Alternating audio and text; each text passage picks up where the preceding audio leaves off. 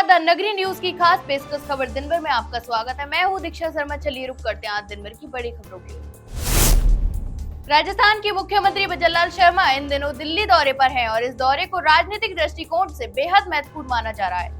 शुक्रवार को मुख्यमंत्री ने दिल्ली स्थित राष्ट्रीय स्वयंसेवक संघ यानी आरएसएस के मुख्यालय केशव कुंज में संघ के वरिष्ठ पदाधिकारियों से मुलाकात की। यह बैठक करीब 2 घंटे तक चली, जिसमें राज्य में बोर्ड निगमों की नियुक्तियों और आगामी राजनीतिक रणनीतियों पर विस्तार से चर्चा की गई। सूत्रों के अनुसार मुख्यमंत्री ने संघ के वरिष्ठ नेतृत्व को प्रदेश की मौजूदा राजनीतिक स्थिति और संगठनात्मक गतिविधियों की जानकारी दी। बैठक में राजस्थान में खाली पड़े पदों पर संभावित नियुक्तियों और आगामी योजनाओं और राजनीतिक संतुलन को लेकर भी गहन चर्चा की गई। राजस्थान में राष्ट्र चुनाव को लेकर बीजेपी के द्वारा चलाए जा रहे जागरूकता अभियान के तहत जयपुर स्थित भाजपा प्रदेश कार्यालय में डिजिटल समर्थन कार्यक्रम का भव्य आयोजन किया गया। इस कार्यक्रम में पार्टी कार्यकर्ताओं और आम जनता को एक राष्ट्र और एक चुनाव की अवधारणा से जोड़ने तथा उसके लाभों को डिजिटल माध्यम से प्रचारित करने पर भी जोर दिया गया। इस कार्यक्रम के मुख्य अतिथि भाजपा प्रदेश अध्यक्ष मदन राठौड़ रहे, जिन्होंने डिजिटल प्लेटफॉर्मों पर इस अभियान को विधिवत लोकार्पण किया। अपने संबोधन में उन्होंने कहा कि एक साथ चुनाव देश के संसाधनों की बचत, बेहतर और शासन व्यवस्था और विकास की गति को बढ़ावा देने के लिए अत्यंत आवश्यक है। उन्होंने इसे प्रधानमंत्री नरेंद्र मोदी की दूरदर्शी सोच बताते हुए कहा कि यह कदम लोकतांत्रिक प्रक्रिया और अधिक प्रभावी एवं व्यवस्थित बनाएगा। राजस्थान के मुख्यमंत्री भजनलाल शर्मा के आगामी सीकर दौरे को लेकर गोविंदगढ़ में तैयारियां जोरों पर हैं। मुख्यमंत्री 19 अप्रैल को सीकर यात्रा के दौरान गोविंदगढ़ कस्बे में अल्प प्रवास करेंगे, जहां उनके स्वागत के लिए भव्य समारोह भी किए जाएंगे। भाजपा कार्यकर्ता और स्थानीय जनप्रतिनिधि कार्यक्रम की तैयारियों में सक्रिय रूप से जुटे हुए हैं। मुख्यमंत्री के आगमन को लेकर गुरुवार देर शाम सुरक्षा और व्यवस्थाओं की समीक्षा हेतु जयपुर ग्रामीण एसपी आनंद शर्मा और एडिशनल एसपी रजनीश पुनिया में कस्बे का दौरा किया। उन्होंने कार्यक्रम स्थल और एक स्थानीय अस्पताल के सामने प्रस्तावित मंच स्थल का निरीक्षण कर सुरक्षा व्यवस्था का जायजा भी लिया। इस दौरान उपखंड अधिकारी दिलीप सिंह और पुलिस उपाध्यक्ष सहित थानाधिकारी भी उपस्थित रहे। नेशनल हेराल्ड केस में कांग्रेस नेता और राहुल गांधी और सोनिया गांधी के खिलाफ ईडी के द्वारा चार्जशीट दाखिल किए जाने के बाद कांग्रेस कार्यकर्ताओं में जबरदस्त आक्रोश देखने को मिल रहा है। इस कड़ी ने पोखरण में कांग्रेस कार्यकर्ताओं ने उपखंड मुख्यालय के सामने धरना प्रदर्शन और केंद्र सरकार व ईडी की कार्रवाई का जोरदार विरोध जताया।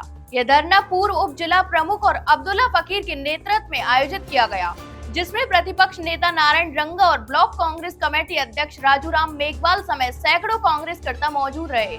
प्रदर्शनकारियों ने आरोप लगाया कि यह कार्रवाई पूरी तरह से राजनीतिक प्रतिशोध से प्रेरित है और भाजपा सरकार लोकतंत्र की आवाज को दबाने का प्रयास कर रही है। दुनिया भर के बाजारों में जारी आर्थिक अस्थिरता और वैश्विक मंदी की आशंका के बीच सोने की कीमतों ने ऐतिहासिक उछाल दर्ज किया है। जयपुर सराफा बाजार में शुक्रवार को 10 ग्राम सोने की कीमत 97,900 रुपए तक पहुंच गई है, जो अब तक का सर्वाधिक मूल्य है। तो वहीं चांदी की कीमत भी रिकॉर्ड तोड़ते हुए 98,300 रुपए प्रति किलो पर पहुंच गई है। सराफा व्यापारी नरोत्तम लाल ने बताया कि यदि वैश्विक हालात ऐसे ही बने रहते हैं तो इस साल सोना $3,700 प्रति औंस तक जा सकता है, जिससे भारत में 10 ग्राम सोने की कीमत 1.10 लाख रुपए तक पहुंचने की संभावना है। अंतर्राष्ट्रीय निवेश बैंक गोल्डमैन सैक्स ने भी इस प्रकार का अनुमान जताया कि इन आंकड़ों के मुताबिक आने वाले दिनों में सोना निवेश और बाजार चर्चा का केंद्र बना रहेगा। राजस्थान में बीते कई दिनों से मौसम का मिजाज लगातार बदल रहा है, लेकिन अब राज्य को भीषण गर्मी के लिए तैयार रहना होगा। मौसम विभाग ने चेतावनी दी कि आगामी दिनों में तापमान में 3 से 5 डिग्री सेल्सियस की बढ़ोतरी हो सकती है। इसके साथ ही 14 अप्रैल से पश्चिमी राजस्थान में हीट वेव का अलर्ट भी जारी कर दिया गया।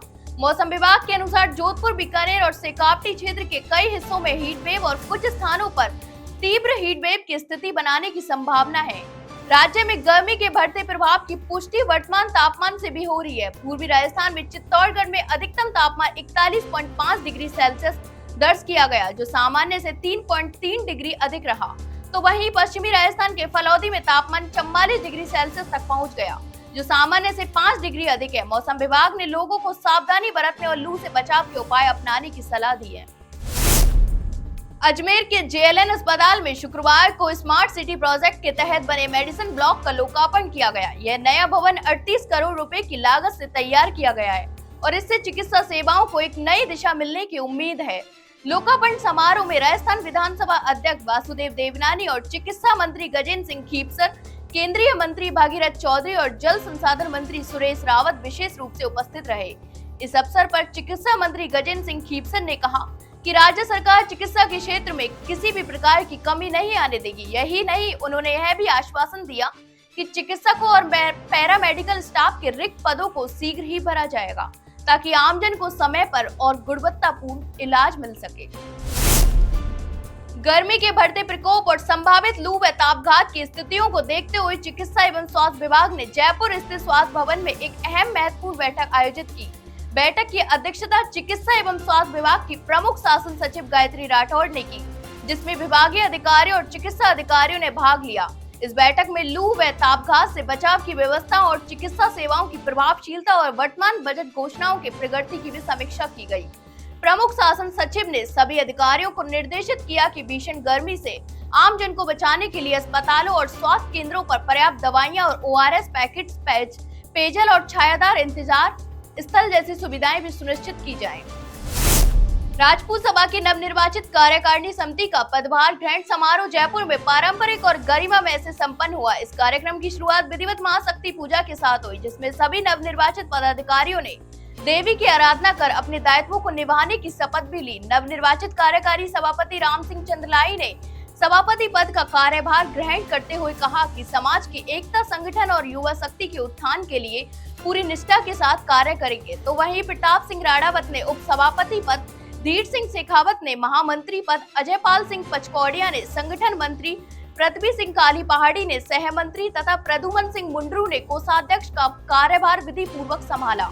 समारोह का समापन पारंपरिक रीति रिवाज और समाज बंधुओं के सामूहिक अभिनंदन के साथ हुआ। हनुमानगढ़ जंक्शन में प्रस्तावित रेल बाईपास निर्माण के लिए भूमि अधिग्रहण को लेकर विवाद अब लगातार बढ़ता जा रहा है। रेल बाईपास निर्माण के लिए जंक्शन में करीब 40 मकान को तोड़ा जाएगा और रेलवे टीम ने कल जंक्शन पुलिस के सहयोग से इन मकानों पर लाल निशान भी लगाए। तो वहीं महिलाओं ने गले में फंदे डालकर मकान तोड़ने का विरोध जताया। महिलाओं ने इस मौके पर चेतावनी देते हुए कहा कि अगर उनके मकान को तोड़े गए तो किसी को भी नहीं देखेंगे। इसके साथ ही कहा कि गरीब परिवारों ने बड़ी मुश्किल से मकान बनाए हैं और इनमें से अधिकतर मकान प्रधानमंत्री आवास योजना के तहत बने हैं और अब रेलवे अधिकारी मनमर्जी कर रेल लाइन निकालने के लिए उनके मकान तोड़ रहे हैं, जबकि पास के खेतों में से रेल लाइन भी निकल सकती है। तो ये थी दिन भर की तमाम बड़ी खबरें। कल फिर आपके साथ रूबरू होंगे, तब तक के लिए नमस्कार।